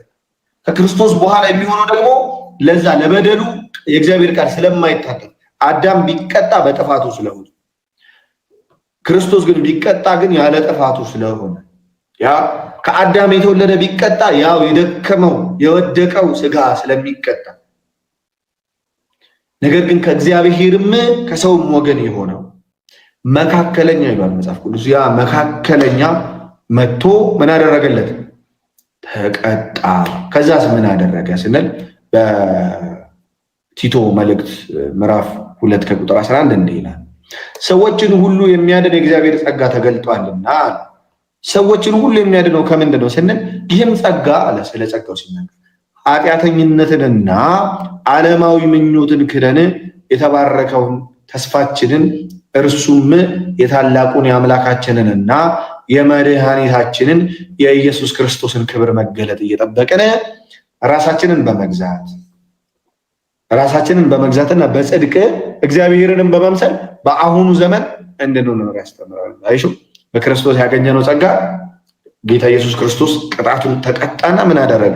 እንደ ብሉይ ኪዳን ነቢያት እንኳን በብሉይ ኪዳን ሲያጠፉ ነበር። እግዚአብሔርን መስሎ መኖር የቻለ ነቢይ የለም። እግዚአብሔርን መምሰል የቻለ ክርስቶስ ግን ቅጣቱን ተቀብሎ የዘላለም ሕይወት ሲሰጠን በዛች የዘላለም ሕይወት ውስጥ ምን አገኘን? በክርስቶስ ጋር ጸጋ። ያቺ ጸጋ ደግሞ ምንድነች? ራሳችንን በመግዛት በጽድቅ እግዚአብሔርን በመምሰል እንድንኖር የሚያስተምረን ነው። ስለዚህ አዳም ምን አድርጎ ነበር? አዳም ከእግዚአብሔር የሚሸሽ ነበር። የክርስቶስ ደግሞ ምን የሚያደርግ ነው? ወደ እግዚአብሔር የሚያቀርብ ራሳችንን እንድንገዛ የሚያደርገን በጽድቅ እግዚአብሔርን በመምሰል እንድንኖር የሚያደርገንን ኃይል ከክርስቶስ ተቀበልንና አሁን ሐዋርያት እንደኖሩት መኖር ይገባል። ባይዘው መዳን ካሻል ከፈለገ አሁን የሚታዩት ክርስቲያኖች ለክርስትና ምሳሌ ስለማይሆኑ ነው። ባይዘው ይሄ ሁሉ ጥያቄ የሚመጣው እዚህ ጋር የምናያቸው ክርስቲያኖች የሚዘሉ፣ የሚጨፍሩ፣ ምንሰክር በኃጢአት ውስጥ ያለን ስለሆነ ልክ እንደ ሐዋርያት ምሳሌ አንሆንም። ይሄ ጸጋ የእውነት መገለጡ ምሳሌ የሆነን አይደል? ለምን ያንን ጸጋ ተቀበለን? ጸጋው ምን መሰለሽ በእኛ ጸጋው ተቀበለሽ ኃይል የምታገኝበት ለስራሽ የምትሰሪበት ነው እንጂ ጸጋውን ተቀበለሽ ዝም ብሎ ቁጭ የምትይ አይደለም። እዳም የሚሆን ጸጋው ተቀበለሽ ቁጭ ካልሽ ክርስቲያን መሆን ብቻ በስሙ መጠራት ብቻ አይደለም። ይልቁንም ምን ማድረግ ነው? ያንን ጸጋ ይቀበሉትና ይሰሩበታል። ያ ጸጋ ደግሞ ምን ያደርጋል? የጎደለው አሁን ሎጥ ለምሳሌ ሎጥ ከእሳት ውስጥ ከወጣ በኋላ ከእሳት እግዚአብሔር ካወጣው በኋላ ምን አደረገ? ሰከረ፣ ከልጆቹ ጋር ተኛ። እሺ ጸጋ ጎድሏቸዋል። ዓለም ላይ ጸጋ የለም። ጸጋ ስለጎደለው ምን አደረገ? የደከመ ስጋን ያዘ። ያ የደከመው ስጋ ደግሞ ምን አደረገው? ለኃጢአት የሚጋለጥ ነበር። እግዚአብሔርን እንዲመስሉ የሚያደርጋቸው ስላልሆነ እኛ ደግሞ እግዚአብሔርን ነብያትን ለምን ላከ? እስኪ እግዚአብሔር ለምን ላከ? በፊት ነብያትን ከዛ በፊት ያሉት ሰዎች እንዴት ናቸው? ግን በነገራችን ላይ ነብያት እንዲህ አይነት ኃጢአት አይሰሩም። ለምን እንደዛልሽ አይደለም እንሉት አንተ ራሱ ይሄን አታረግም። የዘመናችን ክርስቲያኖች ራሱ በጣም ጥሩ ክርስቲያኖች በጣም ጥሩ ቄሶች አሉ። ሎጥ ለምሳሌ እንደዛ አላደረገም ማለት ነው። እስራኤላውያን እንደዛም እንዳደረገ አይሁዶችን አላህ አለም ግን የነሱ መጽሐፍ ላይ ነው አይደል? የነሱ መጽሐፍ ላይ ነው ነቢያቶቹ የተላኩ። እንዴት ነቢያት ኃጢአት አይሰሩም? የአብርሃም ዘሮች ነው የአብርሃም ዘሮች ናቸው። ግን እዚህ ጋር ነብያት ተቀጥፎባቸዋል። በጣም ከባድ ነው። ተቀጥፎባቸዋል። ተራው ማህበረሰብ የማይሰራውን የእግዚአብሔር መገለጥ ያለው ሰው አይሰራም። የኔ ቆንጆ ጋር እንዲተረጋጊ አሁን ተቀጥፎባቸዋል ሚስ የእግዚአብሔር ቃል ውሸት ነው እያልሽ ነው። እኔ በማስረጃ ደግሞ እየነገርኩሽ ነው። አየሽ እኔ አሁን እየነገርኩሽ ያለሁት ራሱ ሙሴ የጻፈው መጽሐፍ እየነገርኩሽ እንደዛ ያልኩሽ ሙሴ ጭራሽ ከሙሴ ጋር በምንም የማይገናኝ አንድ ሰው ነቢያት ተቀጥፎባቸዋል ሲልሽ እሱን ተቀበልሽ፣ እሱ መብትሽ ነው። አየሽ መብት ላይ ችግር የለብኝ። ግን የቀጠፈው ግን ሙሴ ሊቀጥፍ አይችልም። እሺ የሚቀጥፈው ካለ የሙሴ ተቃራኒ የሆነው ከሙሴ ጋር የሚቃረን መጽሐፍ የጻፈ ሰው የሙሴም የእግዚአብሔርም ተቃራኒ ተብሎ ሊጠራ ይችላል፣ በታሪክም በአይምሮ በንጹህ አይምሮ። ስለዚህ ሎጥ ነፃ ከተባለ በኋላ ኦሬዲ ከልጆቹ ጋር ተኝቷል፣ ልጅም ወልዷል ልጅ። ይሄ እውነት ነው። ዳዊት ኃጢአት ሰርቷል፣ አድርገዋል፣ ኃጢአትን ፈጽመዋል። አብርሃም አባታችን አብርሃም ራሱ ዋሽቷል። ሙሴ ነው የጻፈው። አብርሃም አባታችን አብርሃም ራሱ ሚስቱን እህቴ ነች ብሎ ዋሽቷል። ታላቁ አባታችን የሁሉ አባት ሰው ያንን ነገር የጻፈው ሙሴ ነው። የሙሴ ህዝቦች ደግሞ ይኸው አሉ አሁን ድረስ ያምናሉ። እንደዛ ክርስቲያኖች እኛ ከነሱ በኋላ የመጣ ነው እናምናለን። ከሱ በኋላ የመጣ አንድ ሰው ደግሞ አይ እንደዚህ አይደሉም ካለኝ እኔ አላምንም። ለምን ቀድሞ የነበረው አማም ምንድነው ማስረጃው ተገለጠልኝ ሲለኝ ኦኬ ይሄ እግዚአብሔር ቃል ከዚህ በፊት ከነበረው ከእግዚአብሔር ቃል ጋር ይስማማል ይሄ መዝኜ ይቀበላል እንጂ ከዛ በፊት የእግዚአብሔር ቃል ተብሎ ሚጣም ከዛ በፊት ነቢያት የነቢያት ደግሞ ህዝቦች ያሉበትን ትቼ ነቢያቶች ተቀርፎባቸዋል ቢለኝ ነው አንተ ራስህ ጋር ማንስ ክርቢቱ ግን የመጽሐፍ ቅዱስ አሁን እዚህ ላይ ተጽፎ የደረሰው የበፊቱ አልታወቀም። የቁርአን ታውቃለህ እንዳለ ማኑስክሪፕት አለ። የቁርአን ማኑስክሪፕት አለ። ኧረ እባክሽ እስኪ ያሳየኝ። የመጽሐፍ ቅዱስን ስላየሁ እስኪ ያሳየኝ። አይ ቁርአን አለ ማስረጃ አለ። ቁርአን ማኑስክሪፕት አለ የጻፉት ሰዋቦች ማኑስክሪፕት አለ እና ደግሞ በሰዎች በድምጻቸው ይሰማል። ማኑስክሪፕቱ ነው። ለምሳሌ አንድ እስኪ የት ነው ያለው ነገር ነው? አንድ ስልክ ነው ያለው። ኧረ እሺ ካለች ጠይቂ። እሺ ፍለጋ የሄድኩት ነብያት እንዲህ አይደለም ብዬ ነው። ማኑስክሪፕት ሳይሆን ጥያቄው ቅብብሎች የሚባል አለ። እሺ ቸርች አላቸው እነ ሙሴ ስርዓት አላቸው፣ ቸርች አላቸው። እሺ በዛ ቅብብሎች ነው የሚመጣው ተናገር በቅብብሎች። አዎ ቼኖና ናሬሽን አለ ቁርአን የአይሁዶችም ማለት ነው። ቁርአንም እንደዛ ነው የመጣው። አይዘው ቁርአን መጀመሪያ ቼኖፍ ናሬሽን ከዛ በድምጽ ሽምደዳ በልብ አሁን ለምሳሌ የፋሚሊስ ቁርአን ነው የሸመደዳ አለ። አሁን ወደ ቁርአን ከገባን ረጅም ነው የምንሄደው። አይዘው አይደው ወደ ተች አረ በቁርአን አንነድም። ኦኬ በመጽሐፍ ቅዱስ አሁን ስለና አዳምና ስለ ኢየሱስ አስረዳኝ። በነገራችን ላይ ብዙ ጊዜ በጣም ብዙ ወንጌል ሰበከኝ። አመሰግናለሁ። ተከታታዮቹ አሪፍ ጥቅሶችና ደህና አድርገህ እንደሰበካቸው ደስ ይላል። እኔም ጥሩ አስረድተኛል። ግን ትንሽ መጨረሻ ላይ እየከበደኝ ነብያት ነው። ነብያቶቹ ለምን አጣት እንደሚሰሩ ልንገርሽ። እሺ ስጋቸው የያዙት ስጋ የአዳም ፍሬዋን በላ አይደለም። ከአዳም ፍሬዋን ሲበላ ጸጋው ተገፏል። በቃ ኃጢአት ለኃጢአት ይገዛል። አሁን ቅዱስ ጳውሎስም ሲናገር ምን አለ? ከእንግዲህ ወዲህ ለኃጢአት እንዳንገዛ የኃጢአት ስጋ ይሻር ዘንድ አሮጌው ሰዋችን ከክርስቶስ ጋር እንደተሰቀለ እናውቃለን። እሺ ይሄውን ጥምቀት የምንለው ለዛ ነው የምናደርገው፣ ከክርስቶስ ጋር መሰቀል ማለት ነው። እሺ ጥምቀት ማለት ምን ማለት ነው? ከክርስቶስ ጋር መሰቀል ስለሆነ ከክርስቶስ ጋር ስንሰቀል ያ የኃጢአት ስጋችን ለኃጢአት የሚገዛ የነበረው ስጋችን ይገፈፍና ይጣላል። አንድ ክርስቲያን ተጠምቆ እውነተኛውን ጥምቀት የወሰደ አንድ ክርስቲያን ማለት ነው ለኃጢአት የሚገዛ ስጋ የለው። ነገር ግን ልክ እንደ አዳም በገነት ውስጥ እንደነበረው እንዳልታዘዘው በዛ አለመታዘዝ ምን ያደርጋል? ይሳሳታል እንጂ አይችልም። ባይዘው ለኃጢአት የሚገዛ ስጋ የለው። ለምሳሌ ሐዋርያት ለኃጢአት የሚገዛ ስጋ አልነበራቸውም። ሐዋርያት ቤት አልተመኙ፣ ሚስቶች አልተመኙ። ሐዋርያት ቤት አልተመኙ፣ ብዙ ገንዘብ አልተመኙ፣ ሚስቶች አልነበራቸው፣ ሴሰኛ አልነበሩም። ካየሻቸው አይደል እንዴ? በቃ እግዚአብሔርን በመምሰል ነው ሲኖሩ የነበረው። ህይወታቸው ይሰብካል። እሺ ህይወታቸው ይሰብካል። ለምን? የእነዛ ሐዋርያት ይህንን ጸጋ ተቀብለዋል። እሺ ግን እነዛ ነቢያት ከክርስቶስ በፊት የነበሩት ነቢያት ይህንን ጸጋ አልተቀበሉ። ከአዳም የተገፈፈውን ያንን ጸጋ ኦልሬዲ አዳም ሲወልድ ራሱን የሚመስል ልጅ ነው የሚወልዱ። ሌላ የተለየ ሰው ከየት ያመጣል? ከአዳም ስለተገኘ። ለምሳሌ ለምሳሌ እፍረቱ ተገለጠ የአዳም አይደለ? በእስልምና አይ ቲንክ ሱራ ምዕራፍ 7 ላይ አለ መሰለኝ። አፍረቱ እንደተገለጠ ከሰይጣን ጋር ጠላት እንደሆነ ከገነት እንደተባረረ እንደወጣ አየሽ። ሶስቱም ነገር ለምሳሌ ከሰይጣን ጋር ጠላት ነሽ አይደለሽም? አንቺ ጠላት ነው። ሰይጣን አፍረትሽ ተገልጧል አልተገለጠም? አንቺ የወጣው የኔ ሳይሆን የአባቴ ነው። ያንቺ አፍረት አልተገለጠም። አሁን አንቺ ልብስሽን አውልቀሽ ትቆሚያለሽ ሳትለብሺ እንደ አዳም እንደመጀመሪያ? እኛ አንቆም ግን ያ የገነት ጸጋ ተገፈፈ። እሺ ቴንክ ዩ። ገነት ውስጥ ነው ያለሽ? ገነት አይደለንም። አዳም እነዚህ ሶስት ነገሮች ያጣው ለምንድን ነው የተከሰቱበት? መሬት በነገራችን ላይ መሬቱን ሙሏት ብዙ ተባዙ መሬቱን ሙሏት የሚለው አዳም ከመሳሳቱ በፊት ነው አይደል? ቆይ እሱ ችግር የለም። መሬቱንም ሙሏት ይላል። ኤደን ራሱ ከምድር ውጭ ናት የሚል ሀሳብ የለም። ኤደን ገነት ራሱ በምድር ላይ የተተከለች እንደሆነች ነው የሚናገረው። እሱን በምን ተተከለች፣ እንዴት ተተከለች፣ እሱ በጣም ሰፊ ማብራሪያ ስለማስፈልገው መሬቱን ሙሉ ምድርንም ሙሉ ይላል። የትኛውም ምድር ነው? የትኛውም ምድር ነው? ትንቢት ነው ወይስ ቃል ነው? እሱ ቼክ መደረግ አለበት። አሁን እንትን አታርጊው፣ ሽፍት አታርጊው እና አንቺ አዳም ፍሬ በልቶ የደረሰበት እነዚህ ሶስት ነገሮች ደርሰውብሻል። ፍሬ ሳትበይ እኔ በስና አይደለም። ኦኬ በስና መጀመሪያውኑ መሬት ነው። አዳም ፍሬውን በልቶ የተደረገው አንቺ ግን ያልተደረግሽውን አንድ ነገር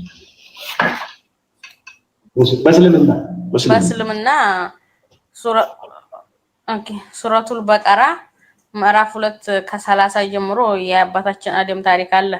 መጀመሪያ ፈጣሪ ለመላእክቶች እንዲህ አላቸው፣ እኒ ጀአሉ ፊል አርዲ ከሊፋ አላቸው፣ እኔ በመሬት ላይ ተተካኪ ትውልድን ልፈጥር ነው ብሎ አማከራቸው።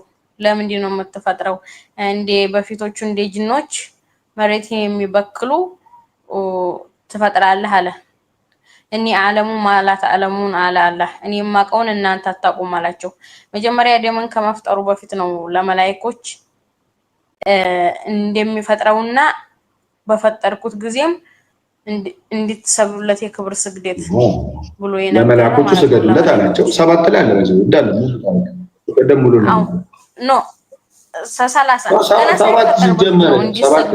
7 ከአንድ ጀምሮ ደግሞ ሱረቱል አዕራፍ ላይ ኖ 7 አይ ስላለ በ7 እሺ ላምበው 7 ከቁጥር ኖ ከሁለት ላይ ሊሆን ይችላል አላት ኖ ሱረቱል በቀራ ግን 7 ላይ ስገዱ እንዳለ ከዛ በኋላ አልሰግድም እንዳለ ላምበው ኖ ሱረቱል አዕራፍ ላይ አይደለም። ሱረቱል በቀራ ቁጥር 2 ምዕራፍ 30 ላይ አንብብ ልንገርህና አንተ ታምነህ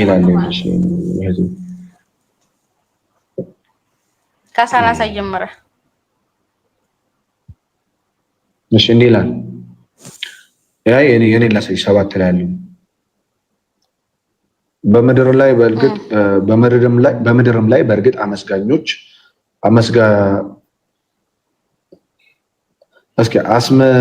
አስመቸናችሁ። አማርኛ ትንሽ ይከብዳል። አይዘው ኖ ይሄ ከተፈጠረ በኋላ ምስጋናችሁም በጣም ጥቂት ነው። በእርግጥም ፈጠርናችሁ፣ ከዚያም ቀረጽናችሁ፣ ከዚያም ለመላእክት ለአዳም ስገዱ አለን። ወዲያውም ሰገዱ። ኢብሊስ ዲያብሎስ ሲቀር ከሰጋጆቹም አልሆነም። አላህ ባዘዝኩህ ጊዜ ከመስገድ ምን ከለከለ አለው። እኔ ከእርሱ የበለጠ ከእሳት ፈጠርከኝ። የኔ ጥያቄ ሌላ ስለሆነ ነው።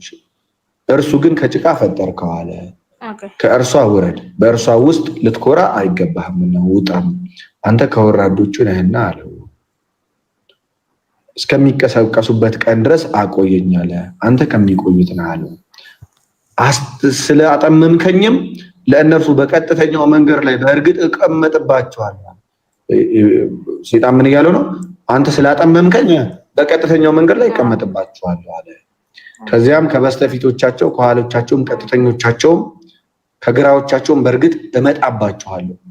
አብዛኛዎቻቸውንም አመስጋኞች ሆነው አታገኛቸውም አለ። አሳስታለሁ፣ ልክ አንተ እንዳጠመምከኝ እነሱ ደግሞ አሳስታቸዋለሁ ነው የሚለው። እሺ የተጠላህ ብራሪ ስትሆን ከእርሷ ውጣ፣ ከእርሱ የተከተለህ ከእናንተም ከመላችሁም ገሃነም በእርግጥ እሞላታለሁ አለ። የተከተለን በገሃነም አዳም ሆይ አለ ለአዳም ደግሞ አንተም ሚስትህን በገነት ተቀመጡ፣ አንተም ሚስትህን በገነት ተቀመጡ፣ ከሻችሁትም ስፍራ ብሉ፣ ግን ይህችን ዛፍ አትቅረቡ፣ ራሳቸውን ከሚበድሉት ትሆናላችሁና አላቸው። እሺ ሰይጣንም ከሀፍረተ ገላቸው የተሸሸገውን ለእርሱ ለእነርሱ ሊገልጽባቸው በድብቅ ንግግር ጎተታቸው። ጌታችሁም መልአኮች እንዳትሆኑ ወይም ከዘላለም ነዋሪዎች እንዳትሆኑ እንጂ ከዚህ ዛፍ አልከለከላችሁም አላቸው። እኔን እናንተ በእርግጥ ከሚመክሯችሁ ነኝ ሲልም አማለላቸው። በማታለልም አዋረዳቸው። ከዛፊቱም በቀመሱ ጊዜ ሀፍረተ ገላቸው ለሁለቱም ተገለጠችላቸው። ምናቸው? ሀፍረተ ገላቸው ተገለጠላቸው። ይሄ ነው ፖይንቴ። ከገነት ቅጠልም በላያቸው ላይ ይደርቱ ጀመር። ጌታቸውም ከዚህ ዛፍ ከከለከልኳችሁም ሰይጣንም ለእናንተ ግልጽ ጠላት ነው፣ አልከለከልኳችሁምን? ሰይጣንም ለእናንተ ግልጽ ጠላት ነው አላልኳችሁምን? ሲል ጠራቸው። ጌታችን ሆይ ነፍሶቻችንን በደልን፣ ለእኛ ባትምር ባታዝንልንም በእርግጥ ከሳሪዎች እንሆናለን አለ። አላህም ከፊላችሁ ለከፊሉ ጠላት ሲሆን ውረዱ፣ ለእናንተም በምድር ላይ እስከ ተወሰነ ጊዜ ድረስ መርጊያና መጠቀሚያ አላችሁ አላቸው። በእርሷ ላይ ትኖራላችሁ፣ በእርሷም ላይ ትሞታላችሁ፣ ከእርሷም ውስጥ ትወጣላችሁ አላቸው። ፖይንት ያዣው። ሀፍረተ ገላቸው ተገለጠ፣ በምድርም ላይ ለተወሰነ ጊዜ ኖሩ። እሺ የአዳም ልጆች ሀፍረተ ገላችሁን የሚሸሽግን ልብስ ጌጥም በእርግጥ በእናንተ ላይ አወረድም። አላህ የመፍራትም ልብስ ይህ የተሻለ ነው። ይህ ከአላህ ታምራቶች ነው፣ ይገሰጹ ዘንድ አወረደላቸው። የአዳም ልጆች ሆይ ሰይጣን አባትና እናታችሁን ሀፍረተ ገላቸውን ሊያሳያቸው ልብሶቻቸውን ከነሱ የገፈፋቸው ሲሆን ከገነት እንዳወጣቸው ሁሉ እናንተን አይሞከራችሁ። እነሆ እርሱ ከነሰራዊቱ ከማታዩዋቸው ስፍራ ያዩዋችኋልና። እኛ ሰይጣናትን ለነዛ ለማያምኑት ወዳጆች አርገናል። መጥፎንም ስራ በሰሩ ጊዜ በእርሷ ላይ አባቶቻችን አገኘን፣ አላህም በእርሷ አዞናል ይላሉ ያለ ይቀጥላል። 3 ፖይንቶች ላንሳ። ለምሳሌ ሰይጣን የማን ጓደኛ? እነዛ የማያምኑት ሰዎች ጓደኛ አይደለ? እሺ የእናንተ ጠላት። እሺ ሁለተኛ ገነት በምድር ላይ የተወሰነ ጊዜ እንዲኖሩ ከዛ በኋላ እንዲሞቱ የተፈረደባቸው ፍሬውን ሲበሉ አይደል? አይደለም። ሙሉ ታሪኩ ሱረቱል በቀራ ላይ እሱ አንተ ያልከው ልክ ነህ፣ ያነበብከው ልክ ነህ። ግን ዋናው ታሪኩ ሱረቱል በቀራ ላይ ነው። እኛ የሰው ልጆች እንዴት ሱረቱል በቀራ ምዕራፍ 2 ቁጥር 2 ሙሐመድ ሆይ ጌታ ለመላእክት እኔ በምድር ላይ ምትክን አድራጊ ነኝ ባለ ጊዜ የሆነውን አስታውስ። እነርሱም እኛን ከማመስገን ጋር የምናጠራህ ለአንተም የምንቀድስ ስንሆን በእርሷ ውስጥ የሚጠፋንና ደካሞችንም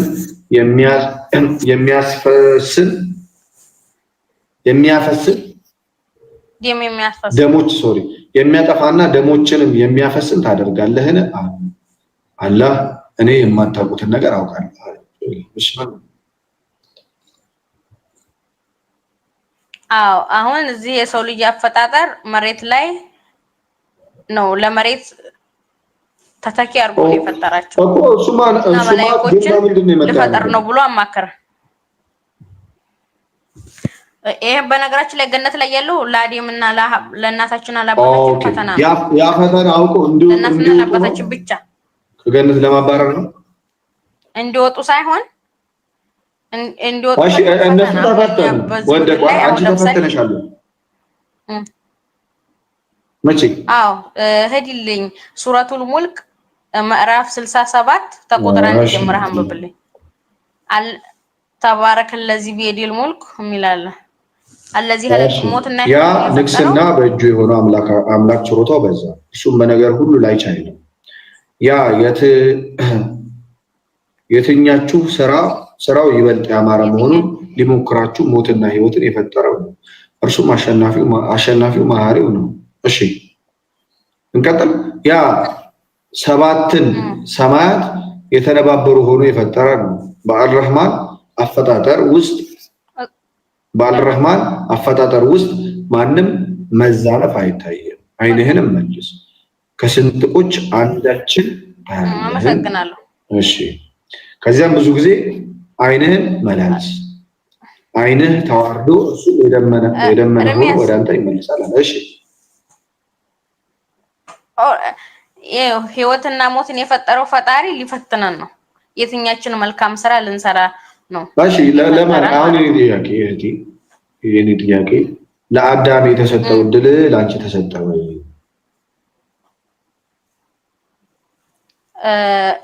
አባታችን አዳም መጀመሪያ መጥቶ ትውልድን ሲተካ ከገነት ጸጋ ሲባረር እኛም በምድር ላይ ስንኖር ፈተና የሚደርስብናል የምንፈተነው። እሺ አዳም የደረሰበት ስላጠፋ አዳም የደረሰበት አንቺ ግን ስላላጠፋሽ ያልደረሰብሽን አንድ ነገር እስኪ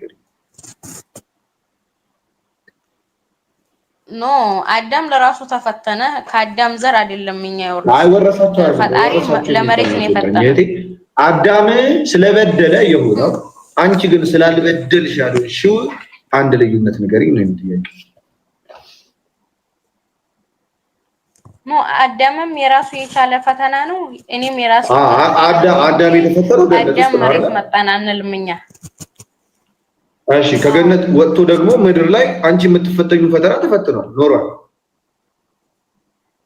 አዳም ሁለት እድል አለው፣ አንቺ አንድ እድል ነው ያለሽ። አዳም የመጀመሪያው እናትና አባት አለው አይደል? ስለዚህ በእግዚአብሔር በፈጣሪ እጅ ባለቤት ነው የተሰራው። አዳም በደለና ከገነት ተባረረ፣ ወጣና ምድር ላይ ለሌላኛው ፈተና መጣች። እሺ አንቺ ደግሞ ሲጀመሩ ምድር ላይ ተፈጠርሽ።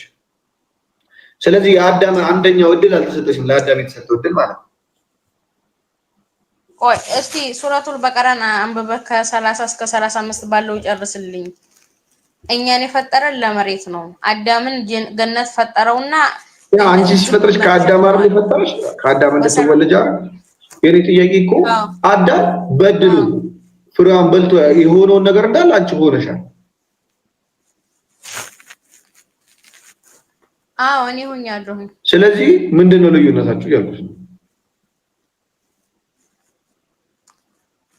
ያኔ ልዩነት በቃ አንቺ ማነሽ? አዳማዊ ነሽ ነው ያመጣው። እኔ አዳማዊ ነኝ። አሁን በቃ ችግር የለም። እኛ ደግሞ ምን እያልኩሽ ነው? ይሄ ለኃጢአት የሚገዛው ስጋ የሰው ልጅ ሲወርስ ወይም ደግሞ ሲወለድ አዳማዊ ይሆናል እያለ ነው። ይሄን እሺ የምናገር እኛ የዘር ኃጢአቱ በዘር ይተላለፋል። ግን ኃጢአቱ ሳይሆን ማጣቱ ወይም ደግሞ ይሄ የወደቀው ስጋ ወይም ደግሞ የእግዚአብሔርን መገዛት የማይችለው ያንን ማንነት የሰው ልጅ ሁሉ ተቀብሏል። ከአዳም አዳማዊ ነው። ልክ አዳምን መስሎ ይወለዳል። እሺ አዳምን መስሎ ስለሚወለድ ያ የአዳም ስጋ ደግሞ ለኃጢአት የሚገዛ ስለሆነ ነቢያት ሁሉ ለኃጢአት ተገዙ። ኃጢአት ከበላያቸው ሆኖ ምን አደረጋቸው? ኃጢአት ገዛቸውና ያ ኃጢአት ደግሞ ምን ማድረግ አለበት? ያ ኃጢአት አቅሙ ተሰበረ በክርስቶስና ሐዋርያት ግን እንደ ነቢያት ነው ኑራቸው እንደ ነቢያቱ ነበረ።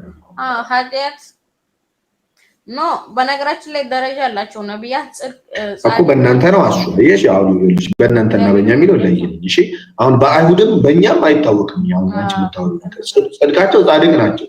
ጽድቃቸው ግን አንጻራዊ ጽድቅ ነው። እሺ አንጻራዊ ጽድቅ ማለት ምን ማለት ነው? በዛ ሰዓት ከነበሩ ሰዎች አለ ብሎ የተገኘ ኖህ ለምሳሌ ጠጥቶ ይሰክር ነበር በሰዓቱ። ይሄ በአይሁድም በክርስቲያንም የታመነ ነው። በእስልምና ላይ ታመን ይችላል። ይሰክሮ ተኝቶ ራቆቱን ልጁ መጥቶ ምን ብሎታል? አፍረቱን አየ፣ ለወንድሞቹ አሳያቸው። ከዛ ልጆቹን ተራቀመ ለወጥ ሰክሮታል። አራተውት ኤርሚያስ እንደው የወንጌል ለመቀበል ሳይሆንልሽ አሁን ምን መሰለሽ ለአይምሮ የሚመች እና ደግሞ እውነት የሆነ ነገር አለ። ለአይምሮ ላይ መች ይችላል ቢል ፋክት ነው። በቃ አሁን አይሁድም የሚያምኑት ክርስቲያኖችም የሚያምኑት የሚቀበሉት ነገር ይሄ በታሪክ ያለ ብቻ ያለ ከዛ ዘመን ጀምሮ የሚታመን ነገር ድንገት ተመጥቶ እንዴት እንደዚህ ያደርጋል አይባልም። እግዚአብሔር ሆነ ካለው ሆነ ብለን እንቀበላለን። ግን ደግሞ የማይከብደን ለምንድን ነው? ጸጋው ኦልሬዲ ተገፋል። አዳማዊ ስለሆነ ያ ሰው ክርስቶሳዊ ስላልሆነ አዳማዊ ስለሆነ ምን ይሆናል? ሊወድቅ ይችላል። ኦብቪየስሊ ሊወድቅ ይችላል። ሁሉም ነፍስ እኮ የጻድቁ ጽድቅ በራሱ ላይ ነው። ኃጢአተኛ በራሱ በግላችን ነው። የአዳም ኃጢአት ነው የተለጠፈው አልኩሽ እንዴ? በግላችን ነው። በግል ነው ሁሉም። ግን በግል ሲባል ግን ምን ማለት ነው?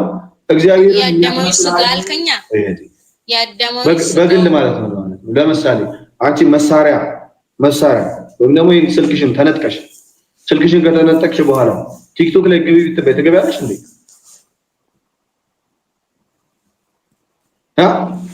አትገቢም። ልክ እንደዛው ጸጋቸው ተነጥቋል ኦሬዲ ሰዎች። እሺ ጸጋቸው መነጠቅና ኃጢአቱ መለጠፍ ይላል። አዳም ኃጢአት ሄዶ እነሱ ላይ አልተለጠፈም። እሺ ግን ጸጋቸው ተነጠቀና ኦሬዲ ለኃጢአት የሚገዙ ሰዎች ሆነው ሲወለዱ የሚወለዱ እሺ የደከሙ ሰዎች ሆነው የሚወለዱ አሁን ልክ እንዴ አሁን ለምሳሌ ኑህና እኔ ኑህና አንድ ናቸው። ኑህና እኔ አንድ ነን። ፈጣሪ አይደለም ያለን መልአክ አይደለንም። አእምሮ ብቻ አይደለም ያለን ስሜትና አእምሮ ነው ያለን። ፈጣሪ ደግሞ መመሪያ ሰጥቶናል። አእምሮአችንን ከተጠቀምን ልክ እንደ መልአክ አሁን አንቺ እንደ መልአክ ትኖሪያለሽ። ግን ስሜታችን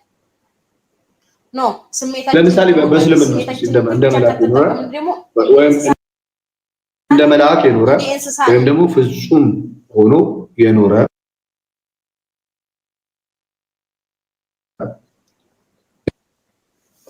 እሺ ከሐዋርያት ልጥቀስልሽ። ፍጹም ሆነው የሚኖሩ ሐዋርያት ሁሉም ሐዋርያት ፍጹም ሆነው ይኖሩ ነበር።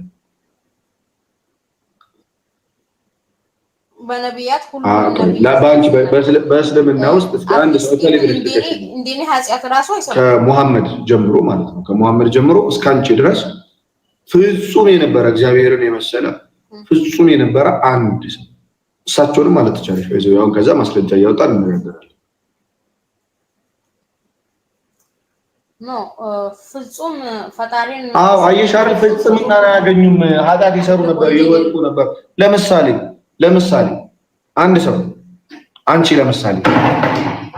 ለምሳሌ ቤታችሁ ውስጥ ካለ ሰራተኛ ጋር አብረሽ ትተኛለሽ? ለምሳሌ አንቺ ለምሳሌ ቤታችሁ ውስጥ ካለ ሰራተኛ ጋር አብረሽ ትተኛለሽ ወይ?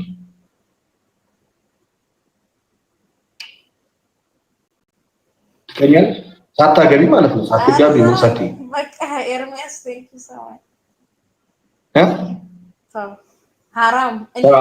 እኔና ሉጥ አንድ ነን። እኔ በክርስቶስ ክርስቲያን የተባልኩኝ ጸጋ ያገኘው ጸጋዬን ለመጠቀም አሁን እኛ ሙስሊሞችና የበፊቱ ለምሳሌ አንቺ ኢቭን እኮ ነገርኩሽ በነብይ ከሄድን እኮ ለምሳሌ አንድ ሰው ምንድነው የምትይው? ለምሳሌ አንቺ ባል ወይም ደግሞ ወንድምሽ ከሰራተኛው ጋር ተኝቶ ብታገኘው ሳያገባት ምን ሳይላት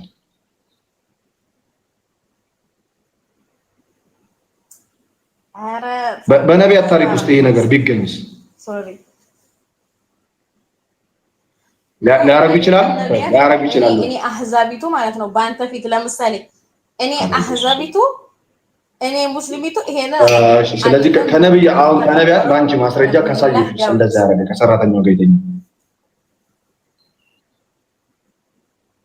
አይደለም። በእኛ በክርስትና የለም። አብርሃምም ከአጋር ጋር ኦብቪየስሊ ተኝቷል። ግን ስለ ክርስትና አይደለም የምልሽ። አሁን ሌላ ሰው አንቺ የምትከተዩ ለምሳሌ ወይም ደግሞ አንቺ ከነቢያት አንዱ ነው ብለሽ የምታምኚው ሰው እንደዛ መሆኑን ባሳይሽ ሰው ለምሳሌ አሳየኝ። ያለ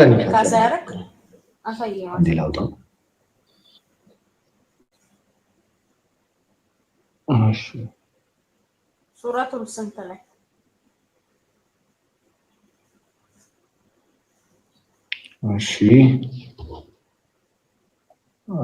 ሱራ 66 1 እንዴት እንደተፈሰረ ተነግረኛለች። ሱራ 66 1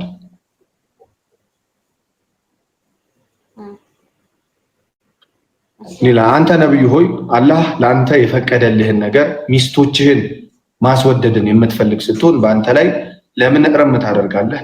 አላህም እጅግ መሐሪና አዛኝ ነው። ይሄ ሱራ የወረደበትን እንትን ንገረኝ አውጪና የወረደበት ምክንያት እስኪ አንብቢው አንቺ አውጪ። ቆይ ለሄዲ ያው ይዘጋብ 61 ቁጥር ከስንት ኦኬ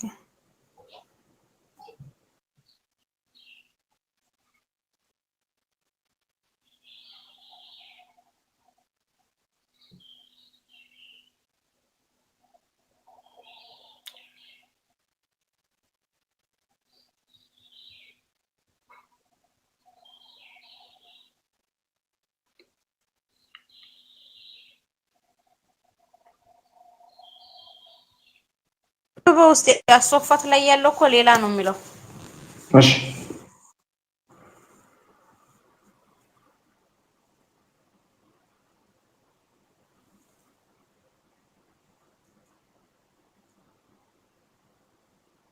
እንደ ቅድሙ ከፈተው አሶፋት ያለው ሌላ ነው። በነገራችን ላይ ፈጅር እየደረሰ ነው። 10 ደቂቃ ነው ያለኝ። በቃ ችግር የለውም። ሌላ ጊዜ በሰፊው እናወራለን። እሺ አመሰግናለሁ ስለነበረን ጊዜ። ደህና አደርልኝ። እሺ እሺ ያላ አሁን እሺ ጋይስ ኤኒዌይስ ረጅም ሰዓት ነው ያወራነው መሰለኝ። ረጅም ሰዓት ነው የተነጋገርነው።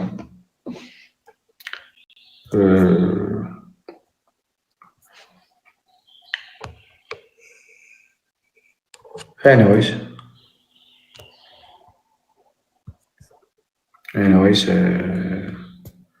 ብዙ እንትን አይደለም። እስልምና ላይ ለማውራት ፈልጌ አይደለም። አክቹዋሊ ግን ምንድነው ዋናው ሐሳቤ ክርስትና ዝም ብሎ እንደዚህ ፍልቅ ያለ ምክንያታዊ ያልሆነ ብሎ ብዙ ማም ወንድሞቻችን እንደሚያስቡት ብሎ በሞኝነት በጅልነት ሰዎች እንደዛ አይደለም። እንደዛ አይደለም ክርስትና።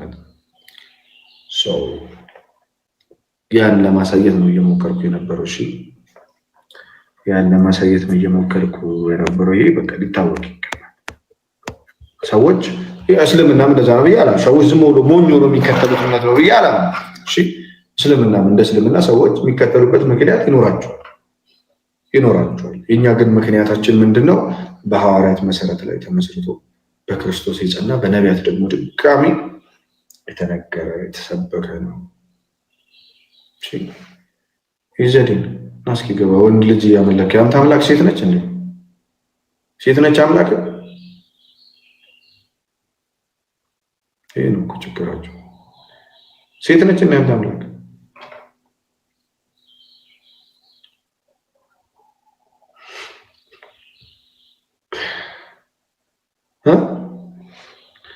አያቴ እንግዲህ እስኪ ጾታ የለው ለምን የለውም ትላለህ? የላትም ለምን አትልም ታዲያ? እሺ አያቴ ይቅርታ፣ እስኪ አንተ ሀሪፍ አድርገህ ሀሳብህን ሳልገፋ አሳምረህ አብራርተህልኛል። ሌላውን ይኸው እንደ 10 ደቂቃ ነው ያለኝ። ፈጅር አለፈኝ። ዱባይ ነኝ ያለሁት። የኔ ሰዓት እየሄደ ነው። እናመሰግናለሁ። ይሰማሃል? ይሰማል። ያው እስቲ ሐዋርያት ሥራ 13:34 አካባቢ 34 ላይ እንደገና ምናምን የሚለው እስኪ አንብብልኝ። እሺ የሐዋርያት ሥራ እንዴት ነው የምታብራራው? ነው እኔ ለወርድ ነው ምዕራፍ 13 እሺ ምዕራፍ 13 ቁጥር 34 ላይ እንደገናም ከሚለው ከፈለክ ደግሞ እንደገና መልበስ እንዳይመለስ ከሙታን አስነሳው። ኦኬ እንደገና ወደ መበስበስ እንዳይመለስ ከሙታን እንዳስነሳው እንዲህ ብሏል፣ የታመነው የዳዊት ቅዱስ ተስፋ ሰጣቸዋለሁ። እሺ ምንድነው?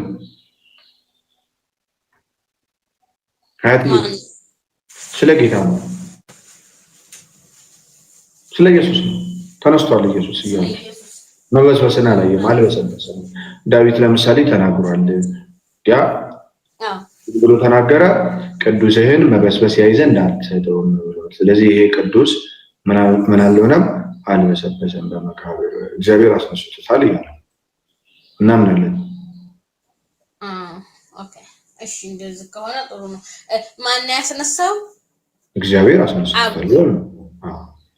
አይ እግዚአብሔር ለምሳሌ አንዱ ቦታ አብ እንደሆነ ይናገራል እግዚአብሔር፣ በሌላው ቦታ እግዚአብሔር መንፈስ አስነሳው ይላል። በሌላው ቦታ ደግሞ በዮሐንስ ወንጌል ምዕራፍ 2 ላይ ይመስለኛል እኔ አስነሳዋለሁ፣ ይህንን ቤተ መቅደስ አፍርሱት በሶስተኛው ቀን አስነሳዋለሁ ካለ በኋላ ስለ ስጋው ይናገር ነበር። ከትንሣኤውም በኋላ ደቀ መዛሙርቱ እኔ አስነሳዋለሁ ይላል። ኢየሱስ እግዚአብሔር አስነሳው ይላል። እሺ መንፈስ ቅዱስም እንዳስነሳው ይናገራል። በአጠቃላይ መለኮት በመለኮት ኃይል ነው የተነሳው። አብ ወልድ መንፈስ ቅዱስ ከተጠቀሰ ምን ማለት ነው? በመለኮት ኃይል ተነሳ የሚል አንተ ነው። በመለኮት ኃይል ተነሳ ሲል ወልድም አብም መንፈስ ቅዱስም አንድ መለኮት ስላላቸው ሊጠቀስ ይችላል ሶስቱም። እሺ ስለዚህ መለኮት ነው ያስነሳው፣ እግዚአብሔር ነው ያስነሳው። እሺ ያ እግዚአብሔር ምን አደረገ? አስነሳው። የተነሳው በእግዚአብሔርነቱ እግዚአብሔር ስለሆነ ነው በዛ ስልጣን የተነሳው። ከዛ አንፃር ይነገራል። ወልድም እነሳለሁ ብሎ በስልጣን አስነሳለሁ ብሎ ይናገራል። አብም ይናገራል፣ መንፈስ ቅዱስም ይናገራል። ኢስሚስ ከምንድነው? ከመለኮት ነው ይሄ ማስነሳት፣ ከሰው አይደለም። ወልድ ከለበሰው ከዛ ከስጋው ወይም ደግሞ ወልድ በስጋው ሞተ፣ በመንፈስ ምን ሆነ ይላል? ሕያው ሆነ ይላል። ያው ስለዚህ በስጋው ሲሞት ያንን ስጋ በምን አስነሳው? በምን ያስነሳው ብለን እናምናለን። አሁን ልክ መቅደሲቱን አስነሳለሁ ብሎ የሰጠው ምሳሌ ኦኬ፣ ይሄንን ጠቅሳቀዋለሁ ኢየሱስ ክርስቶስ ነው አለ ወይስ እስማማበታለሁ? የመንፈስ ቅዱስን አላህ አለም አላውቅም። ግን አሁን ዮሐንስ ወንጌል 5:28 ነው 30 ላይ ያለው ደግሞ ህይወት ሰጥቶታል የሚለው ስለሱ አይደል? ስለ ህልውና ነው። እዚህ ጋር ደግሞ ማነው እግዚአብሔር አስነሳው ይላል። እዚህ ጋር አስነሳው ነው። ይሄ ስለመነስ ከሞት ስለመነሳት፣ ያ ደግሞ ቀድሞውኑ ስለመኖር ህይወት ስለመስጠት በራሱ እንዳለው በራሱ እንዲኖር እያለ አብና ወልድ እያለ ነው። የወልድ ደግሞ ግኝት በመጽሐፍ ቅዱስ ቀድሞ የነበረ ነው። ቀድሞ የነበረው ለምሳሌ ዕብራውያን ላይ ምዕራፍ 1 ቁጥር 2 ላይ ሁሉን ወራሽ ባደረገው ደግሞ ዓለማትን በፈጠረበት በልጁ በዚህ ዘመን መጨረሻ ለኛ ተናገረ።